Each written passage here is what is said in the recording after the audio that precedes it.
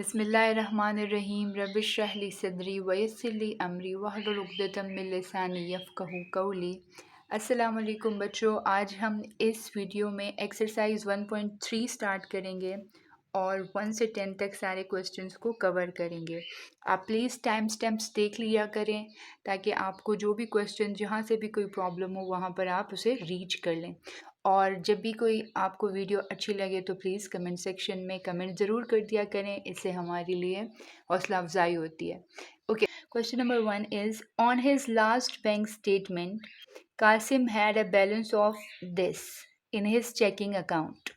मतलब वो कह रहा है कि कासिम एक बंदा है जो कि गया है बैंक और उसने वहाँ से बैंक स्टेटमेंट निकाली है। अच्छा, बैंक स्टेटमेंट किसे कहते हैं? Bank statement actually previous year का या प्रीवियस 2 इयर्स का या 5 to 6 मंथ्स की जो पूरी रिकॉर्ड होती है कि आपके बैंक में कितना अमाउंट आया है और कितना अमाउंट गया है, उसे बैंक स्टेटमेंट कहते हैं। ठीक है, तो जब वो गया और उसने वो बैंक स्टेटमेंट रिसीव की बैंक से, तो उसमें था कि उसके पास ये जो है अमाउंट है, मतलब 1,75,000 उसके पास अमाउंट मौजूद है। He wrote one cheque for rupees this and another for rupees this.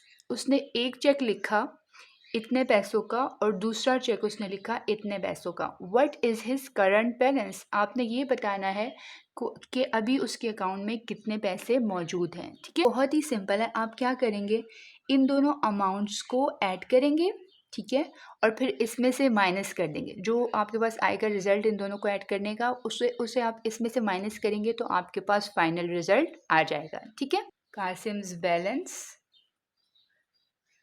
ठीक है, जो कि आपके पास है ₹1,75,000। ठीक है, फिर उसके बाद आप क्या लिखेंगे, फर्स्ट चेक जो कि है ₹45,790। Then you have to write second check 1,12,921. ठीक है, now what will you do? You will add these and then you have to subtract it from this. Both checks will give you what? आप जब इन दोनों को add करेंगे तो आपके पास क्या आएगा, 1,58,711। ठीक है, अब इसके बाद आपने क्या करना होगा, आपने इस टोटल में से इसको माइनस कर देना है। तो आप क्या लिखेंगे, his current balance equals 1,75,000 minus 1,58,711 and that is 16,289 rupees. ठीक है, ये यूनिट मेंशन करना बहुत इंपॉर्टेंट होता है। क्वेश्चन में जो भी आपके पास यूनिट चल रहा हो, आप प्लीज़ उसे एंड में आंसर में ज़रूर मेंशन किया करें। ठीक है, तो ये आपके पास क्वेश्चन नंबर 1 का आंसर आ गया। अब हम चलते हैं क्वेश्चन नंबर 2 की तरफ। जी स्टूडेंट्स, क्वेश्चन नंबर 2 हमारे पास है, last week Wajid drove this kilometre on this litres of petrol. ठीक है, पेट्रोल जिसे आप कहते हैं।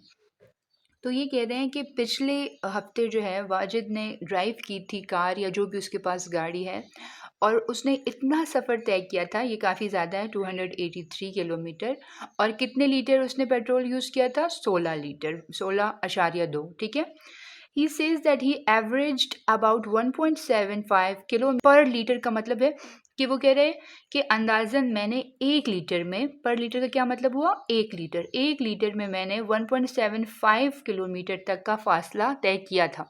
अगर ये वाला हिसाब हम चलाते रहें तो 2 लीटर में क्या होगा, तकरीबन 3 जो है वो किलोमीटर तक गाड़ी जाएगी, और फिर 4 लीटर में 6 किलोमीटर तक।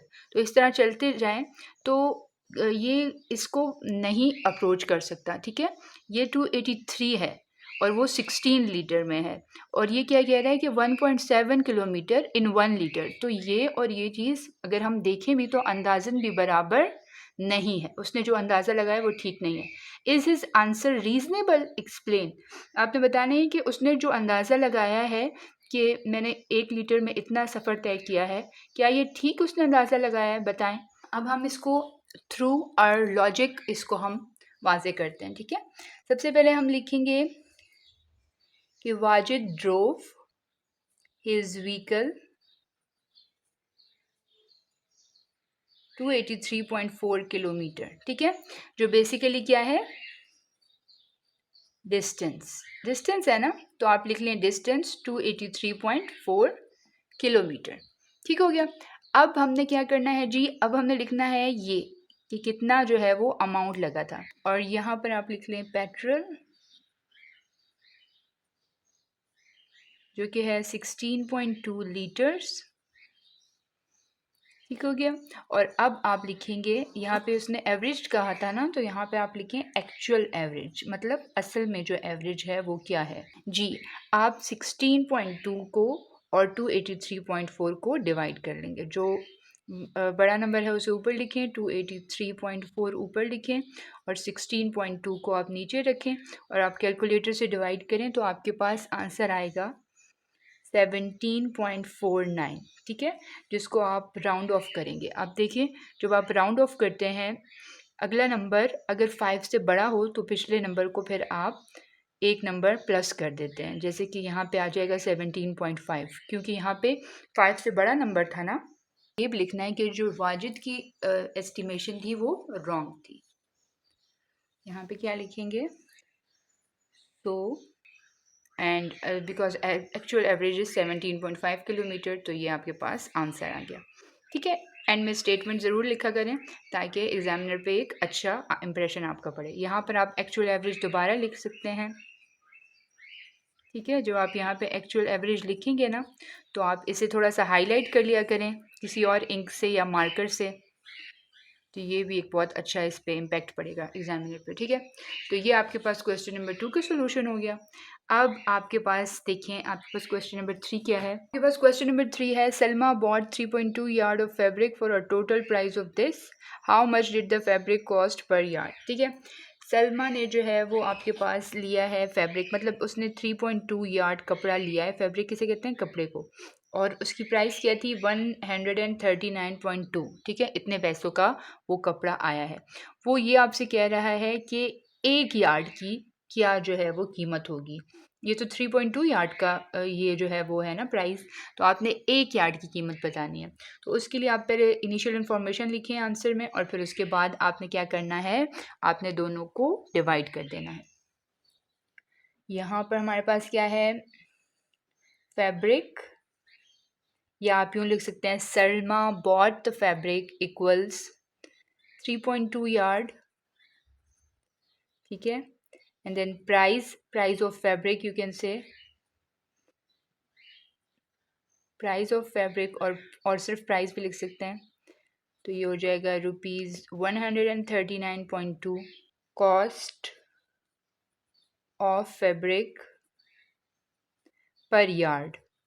ठीक है, कॉस्ट ऑफ फैब्रिक पर यार्ड आपके पास कितना होगा जी, आपने इसको और इसको डिवाइड कर देना है। तो आप 139.2 को डिवाइड करें 3.2 से, तो जब आप इन दोनों को डिवाइड करेंगे तो आपके पास आंसर आ जाएगा कैलकुलेटर पे 43.5, जो आपके पास एक्चुअल आंसर है। ठीक है, तो यहाँ पे आपसे क्या पूछा गया था, how much did the fabric cost per yard, तो आप एंड में लिख लें कॉस्ट पर यार्ड इक्वल्स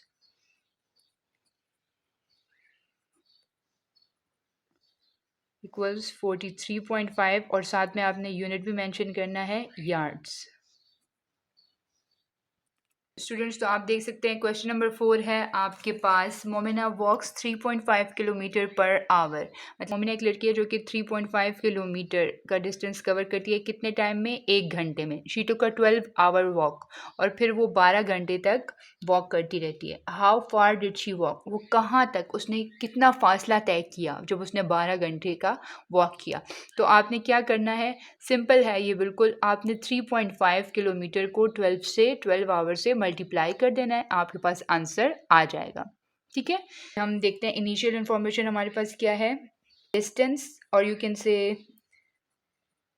आप डिस्टेंस भी लिख सकते हैं और वॉकिंग स्पीड भी लिख सकते हैं। इसको क्या गिवन है जी, 3.5 किलोमीटर पर आवर 1 घंटे में। ठीक है, और she took a 12 hour walk. अब टाइम देखें, यहाँ पर क्या है हमारे पास जो है वो 12 आवर्स हैं। ठीक है, how far did she walk, इसके लिए आपने क्या करना है जी, आपने डिस्टेंस निकालना है ज़ाहिर है उसने कितना फ़ासला तय किया, तो इसके लिए आपने फ़ासला निकालना है, जिसे इंग्लिश में डिस्टेंस कहते हैं, और ये होता है स्पीड इनटू टाइम, जो कि आप 3.5 किलोमीटर पर आवर को मल्टीप्लाई कर दें 12 से, तो आपके पास निकल आएगी ये डिस्टेंस, जो कि होगा 42। ठीक है, और डिस्टेंस का हम लोगों ने यहाँ पर यूनिट यूज़ करना है, जो कि है किलोमीटर पर आवर। ठीक है, तो ये आपके पास जी आ गया आंसर पार्ट नंबर 4 का। अगर आपको कोई भी क्वेश्चन समझ आ जाता है, एक्सप्लेनेशन अच्छी लगती है, तो प्लीज़ कमेंट कर दिया करें, लाइक कर दिया करें और वीडियो को आगे शेयर कर लिया करें। इससे हमारी हौसला अफजाई होती है और हम और वीडियोस बनाने के काबिल होंगे। ठीक है, इंशाल्लाह फ्यूचर में। चलिए क्वेश्चन नंबर 5 की तरफ चलते हैं जी। क्वेश्चन नंबर 5 आप देखें, देखने में आपको हॉरेबल लग रहा होगा, but it's not that much horrible, it's a pretty good question. The question is the hiking club went on a 7-day trip. ठीक है, एक हाइकिंग क्लब है जो कि 7-day ट्रिप के लिए गया। ठीक है, सैरो तफरी के लिए। अच्छा जी, each day they hike between 5.5 and 7.5 miles. हर दिन, मतलब हर एक दिन उन्होंने जो डिस्टेंस कवर किया वो कितना था, 5.5 से लेकर 7.5 मील तक। ठीक है, वो हाइक मतलब पहाड़ पे चढ़ना। ठीक है, it is reasonable to assume that clubbing the days the club hiked should be less than 35 miles. हम लोग इसको एज्यूम कर सकते हैं क्या, वो आपको 4 ऑप्शन दे रहा है कि इसमें से हम कौन सा एज्यूम कर सकते हैं कि उन्होंने टोटल कितनी वॉक की होगी। क्लबिंग द डेज़ का मतलब होता है मजमूई तौर पर सारे 7 दिनों को मिलाकर उन्होंने अंदाज़न कितनी वॉक की होगी, कितना वॉक भी नहीं, कितना हाइक किया होगा, कितना वो पहाड़ों पर चढ़ रहे होंगे। तो ऑप्शंस को तब देखेंगे जब हमारे पास गिवन कंडीशन आ जाएगी। सबसे पहले हम इसको मेंशन करेंगे और फिर हम इसके साथ 7 को मल्टीप्लाई करके देखेंगे कि हमारे पास आगे क्या आता है, क्योंकि वो हमें मजमूई तौर पर हमसे पूछ रहा है। तो मजमूई तौर पर 7 डेज़ का हम तभी निकाल पाएंगे जब हम 7 को इसके साथ मल्टीप्लाई करेंगे। So the first one is timings आप लिख लें, when on a 7-day trip, तो आप लिख रहे हैं ट्रिप टाइमिंग्स 7 डेज़। ठीक है, और उसके बाद आप लिखेंगे एवरेज हाइट, एवरेज हाइकिंग आप लिख लें। ठीक है, per day between 5.5 and 7.5 miles. ठीक है, now for now you have to multiply 7 with 5.5 and 7.5। ठीक है, तो ये दो आपके पास आ जाएंगे आंसर्स। और इसके बाद हमने अब इन ऑप्शंस की तरफ जाना है। ऑप्शन नंबर 1 चेक करते हैं, लेस देन 35 माइल्स। क्या उन्होंने 7 दिनों में 35 माइल्स से कम का फासला तय किया है? नहीं। बिटवीन 35 एंड 55 माइल्स, देखते हैं इसको। 35 डिस्टेंस कवर कर रहा है, 55 भी कवर कर रहा है। अभी इससे आगे देखें, इक्वली 55 माइल्स। क्या उन्होंने 55 माइल्स का डिस्टेंस कवर किया? नहीं, 55 तो इस रेशो से आगे निकल रहा है। मोर देन 55, 55 से भी ज़्यादा का उन्होंने फासला तय किया है, वो भी नहीं हो सकता, क्योंकि हमारा लास्ट लिमिट क्या है, 52.5। ठीक है, अब सेकंड ऑप्शन की तरफ आते हैं, बिटवीन 35 एंड 55 माइल्स। यही राइट ऑप्शन है, क्योंकि इस लिमिट के अंदर अंदर हमारा जो आंसर है वो लाई कर रहा है। ठीक है, मतलब 35 छोटा है और 38 उसको कवर कर रहा है, और 55 बड़ा है, तो 55 के अंदर अंदर ही 52.5 भी आ रहा है। तो ये जो हमारा आंसर है ये इसके अंदर लाई कर रहा है, तो ये वाली लिमिट जो है वो करेक्ट आंसर है। ठीक है, तो आप यहाँ पे आखिरी लाइन लिखते हैं, द क्लब हाइट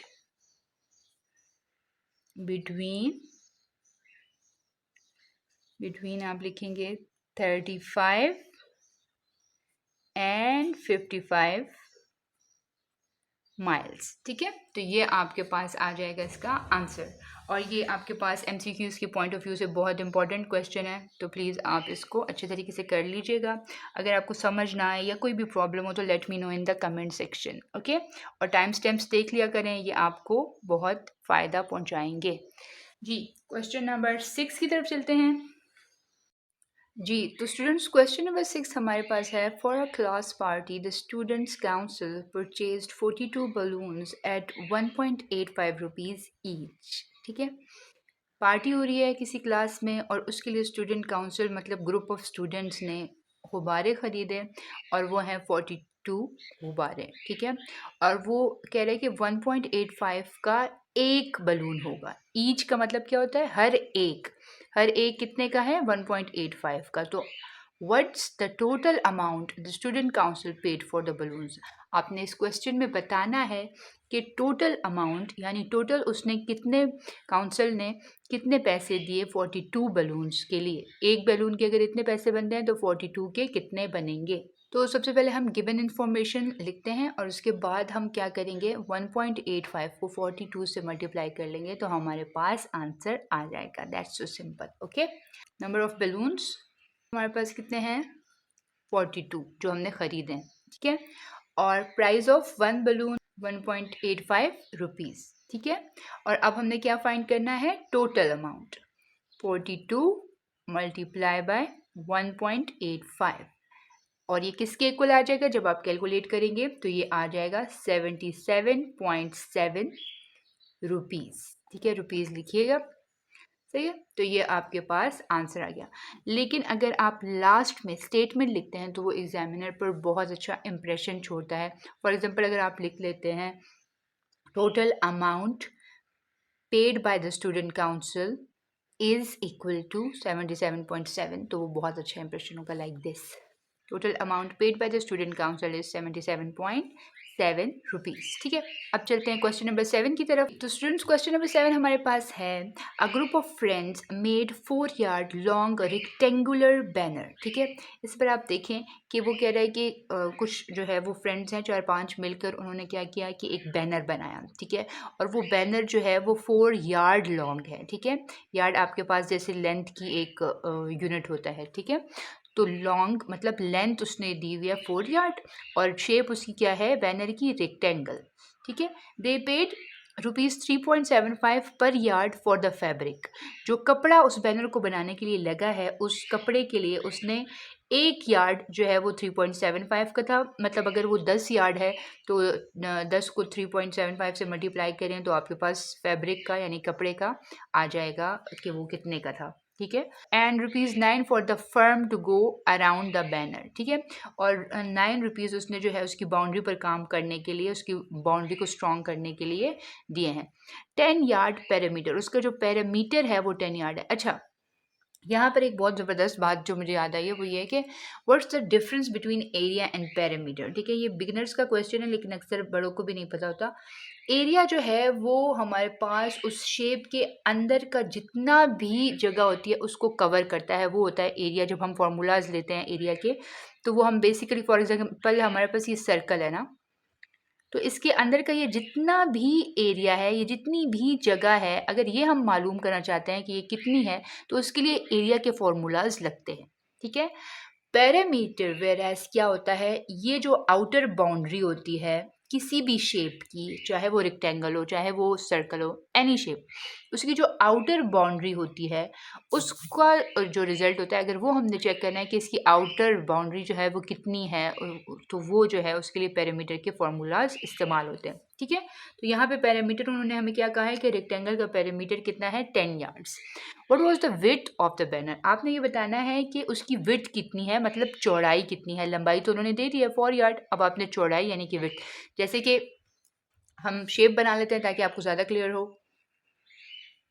अच्छा, सबसे पहले हम लोगों को ये मालूम करना ज़रूरी है कि रेक्टेंगल कैसी शेप होती है। रेक्टेंगल एक ऐसी शेप है जिसमें ऑपोजिट साइड्स जो होते हैं वो इक्वल होते हैं। देखिए यहाँ पर स्क्वायर में क्या होता है, स्क्वायर में तो 4 साइड्स इक्वल होते हैं ना, ठीक है, ऐसे 4 साइड्स इक्वल होते हैं।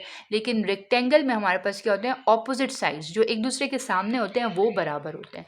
मतलब अगर ये इसकी लेंथ 4 है तो इसकी भी 4 ही होगी। यहाँ पे हमें गिवन है ना 4 यार्ड, तो हम इधर लिख लेते हैं 4 और इधर भी 4, क्योंकि हमें गिवन है कि वो 4 है उसकी लेंथ। और विड्थ जो है, विड्थ के बारे में उन्होंने हमें कहा कि नहीं पता, आप मालूम करें। तो हम इसे कोई भी XYZ ABC कुछ भी नाम दे देते हैं। यहाँ पे मैं X लिख रही हूँ, ठीक है। अगर ये x होगी तो ये भी x होगी क्योंकि ऑपोजिट साइड्स क्या हैं, इक्वल हैं, ठीक है। अब हम यहाँ पर अपनी गिवन इंफॉर्मेशन लिख लेते हैं। सबसे पहले हमारे पास क्या गिवन था, लेंथ ऑफ रेक्टेंगल इक्वल्स 4, ठीक है। And then what we have, parameter. Parameter equals, यहाँ पे क्या लिखा हुआ है, 10 यार्ड लिखने साथ। ठीक है। अब पैरामीटर जो है, मैंने आपको बताया था कि आउटर जितनी भी पूरी बाउंड्री होती है ये सारा पैरामीटर होता है, जो इन सबको ऐड करते हैं। यहाँ पे हमारे पास क्या आ जाएगा, 4 + 4 x + x। ये सब कुछ इन सबको ऐड कर लें तो पैरामीटर आता है ना, इक्वल्स 10। ठीक है। आगे से तो आप इसको बहुत इजीली कर सकते हैं। 4 + 4 क्या हो जाता है आपके पास, 8। ठीक है।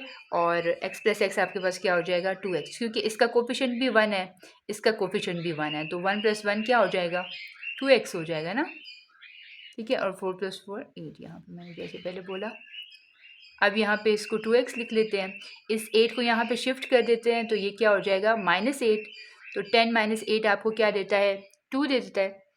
तो यहाँ पर आपके पास 2x था, तो ये जो 2 है इसको भी यहाँ पे ट्रांसफ़र करें, क्योंकि ये 2 जो है यहाँ पे मल्टीप्लाई हो रहा है, तो यहाँ पर आकर क्या हो जाएगा, डिवाइड। अब आप इसको कट कर दें, 2 1s are 2, 2 × 1 is 2। ठीक है। तो आपके पास क्या आंसर आया, x = 1 आपके पास जो है वो इसका आंसर आ गया। तो x 1 है, तो मतलब क्या है, विड्थ जो है वो इसकी 1 है। ठीक है। तो आप लास्ट लाइन लिख सकते हैं, the width of the banner is 1 yard. तो अब चलते हैं क्वेश्चन नंबर 8 की जानिब। देख सकते हैं क्वेश्चन नंबर 8 हमारे सामने है। A shoe factory has an asset for ₹2 lakh, of which 3/5 is the capital and rest is the डेप्ट। ठीक है। वो आपको ये कह रहा है कि शूज़ की एक फैक्ट्री है जिसके ऊपर जो सरमाया लगा है वो क्या है, 2 लाख। ठीक है। और इसे सॉरी ये 2 मिलियन बनता है 20 लाख। यहाँ पर वो आपको कह रहा है कि 3/5 जो है वो कैपिटल है, मतलब जो आपने खुद इन्वेस्ट किया था उसके ऊपर जो लगाया था वो कितना है, 3/5। और रेस्ट इज़ द डेप्ट, और जो बाकी रह गया पैसा वो डेप्ट है, मतलब लोन है या कर्ज है। जो आप किसी से ले लेते हैं ना लोन, किसी से कर्जा ले लेते हैं, तो कर्जा जो है वो कितना है, 3/5 के अलावा जो बच गया वो कर्जा है। तो ऑब्वियसली 3/5 के अलावा जो बचता है वो 2/5 ही होगा ना। देखिए ये आपके पास 5 है, तो इसमें से 3 पार्ट्स चले गए, तो कितने पार्ट्स रह गए, 2। ठीक है। तो ये 3/5 कैपिटल को चला गया और 2/5 डेप्ट को। Find the amount of capital and डेप्ट। वो आपको कह रहा है कि रेशियो तो मैंने आपको बता दिया है कि इसकी 3/5 है, आप बताएं कि कैपिटल अमाउंट क्या बनती है, और उसके बाद आपने डेप्ट अमाउंट यानी कि कर्जा भी फाइंड आउट करना है। ठीक है। गिवन इन्फॉर्मेशन में हमारे पास सबसे पहले क्या है, एसेट। एसेट क्या है, ₹20,000। इन्होंने बीच में कॉमा नहीं डाला, तो इसका मतलब ये है कि ये मिलियन की भी बात हो सकती है, लेकिन चलें ऐसे भी लिख सकते हैं। चलें, ये एसेट हो गया। अब द कैपिटल,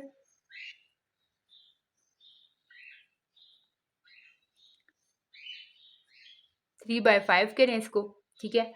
और इसको मल्टीप्लाई कर दें आप 20,000 से, सॉरी 20 लाख से। ठीक है। इससे मल्टीप्लाई कर दिया, तो आप देखते हैं कि अगर आप कैलकुलेटर पे करें इसको तो आपका सिंप्लीफाई होकर ये क्या आएगा जी, 3 × 2 is 6, 6/5। तो ये आपके पास 12 लाख बन जाएगा। हमारे पास आ जाएगा अगला डेप्थ। डेप्थ कैसे निकालेंगे, अभी मैंने आपको बताया कि 5 में से 3 चला गया तो 2, ये 2/5 रह जाएगा। ठीक है। इसको भी आपने 20 लाख से मल्टीप्लाई कर लेना है, तो यहाँ भी आपके पास 8 लाख आ जाएगा। ठीक है। तो ये आपका कैपिटल क्या है, 12 लाख, और जो डेप्थ है वो आपके पास कितना है, 8 लाख। ठीक है। तो ये इजीली आपका निकल आया। लिख लीजिएगा, the amount of capital is 12 lakh and the amount of depth is 8 lakh.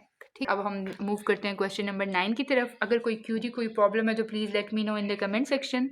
And moving towards the question number 9। Question number 9 हमारे पास है, world lowest temperature in past 100 years was recorded to be -89.2 degrees centigrade at Vostok, Antarctica on July 21, 1983. Convert this temperature into Fahrenheit and Kelvin scales। ठीक है। Fahrenheit का आपको formula given है, kelvin का आपको फॉर्मूला गिवन है, और वो आपको कह रहा है कि जो 100 साल में रिकॉर्डेड टेम्परेचर है अंटार्कटिका में वो ये है। ठीक है।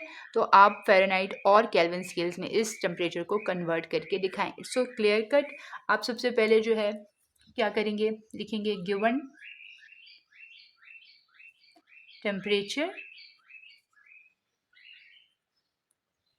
सही हो गया। आप गिवन टेम्परेचर लिखें -89.2 डिग्री सेंटीग्रेड, ठीक है। और उसके बाद जी आप फ़ारेनहाइट के लिए फॉर्मूला लिख लें 9/5 C + 32, और यहाँ पर जी C की जगह पे आप वैल्यू पुट कर दें, तो यहाँ पर आपके पास आंसर आ जाएगा। इनको मल्टीप्लाई करें, 9 को -89.2 से मल्टीप्लाई करें, ठीक है, और डिवाइडेड बाय 5 करें, तो आपके पास क्या बन जाएगा -160.56 + 32 करें, ठीक है। इसके बाद जी आपने इस दोनों को प्लस माइनस कर देना है, कैलकुलेटर पे एज इट इज़ इसको लिखें, तो आपके पास आंसर आ जाएगा -128.56 डिग्री, ठीक है, सेंटीग्रेड। तो ये आपके पास आ जाएगा फ़ारेनहाइट में। और अब हम कर लेते हैं इसको केल्विन में। केल्विन में वो आपको कह रहा है डिग्री सेंटीग्रेड, मतलब टेम्परेचर लिखें और +273 के साथ उसको ऐड कर दें, ठीक है। तो यहाँ पर जी आपके पास केल्विन के लिए हो जाएगा अगेन -89.2 लिखें, +273 करें, तो आपके पास केल्विन स्केल आपको क्या देगा 183.8 डिग्री सेंटीग्रेड, ठीक है। तो केल्विन और फ़ारेनहाइट का आपके पास ये टेम्परेचर कवर होकर आ गया।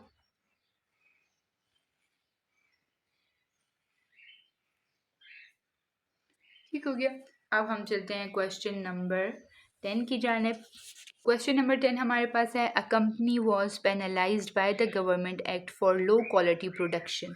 यानी कि एक कंपनी है जिसके ऊपर पेनल्टी लगी है, मतलब उसे फ़ाइन हुआ है गवर्नमेंट की तरफ से, क्योंकि वो जो भी चीज़ बना रही थी वो सही क्वालिटी की नहीं बना रही थी, लो क्वालिटी की बना रही थी, जो कि हमारे पाकिस्तान में तकरीबन सभी कर रहे हैं।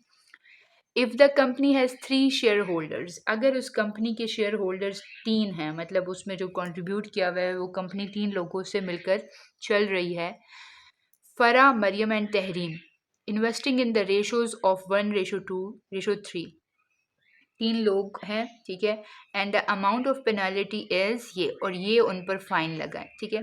Find the amount of penalty paid by each of 3 share holders. अब आपने ये बताना है कि हर एक ने अलग अलग कितना फ़ाइन दिया है, फ़रा ने कितना दिया है, मरियम ने कितना दिया है और तहरीम ने कितना दिया है। तो जी सबसे पहले हम क्या करते हैं, अमाउंट ऑफ पेनल्टी लिख लेते हैं,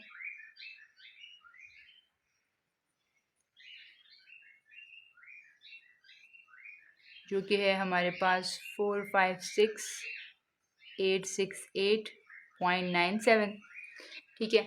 अब सेकंड नंबर पे हम इनके जो रेशोज़ हैं वो लिख लेते हैं, फ़रा रेशो, मरियम रेशो, तहरीम, ठीक है। इनकी क्या रेशो है 1:2:3, ठीक है। अब हम क्या करेंगे, इनकी रेशोज़ को ऐड कर देंगे,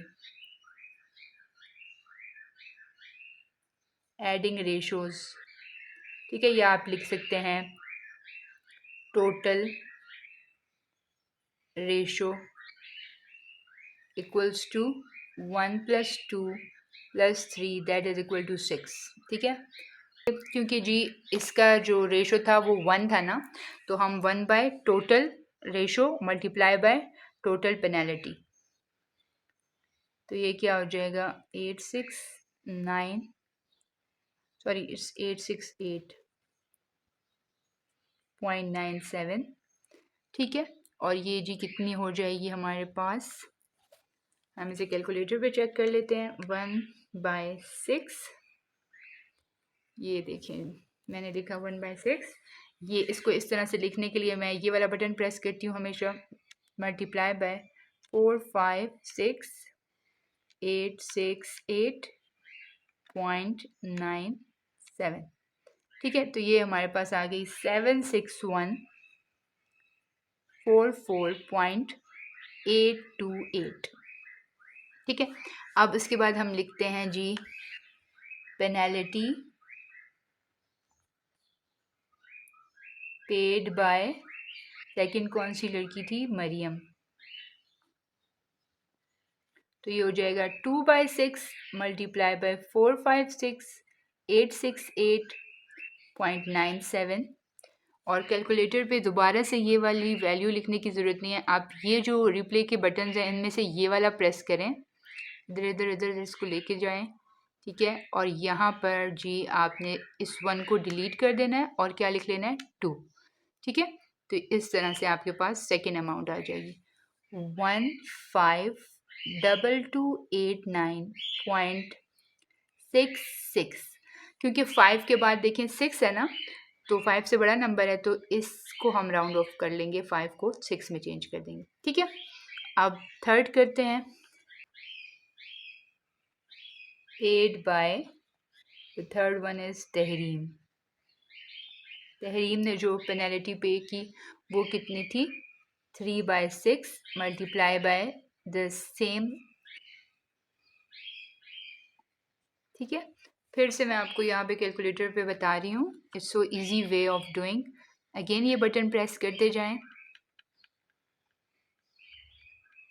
ठीक है। अब यहाँ से 2 को डिलीट करें और 3 लिखते हैं, देन इक्वल्स का साइन प्रेस करें और आपके पास आंसर आ जाएगा, दैट इज़ 228434.485, ठीक है। तो इस तरह से हमारा ये क्वेश्चन नंबर 10 भी हो गया।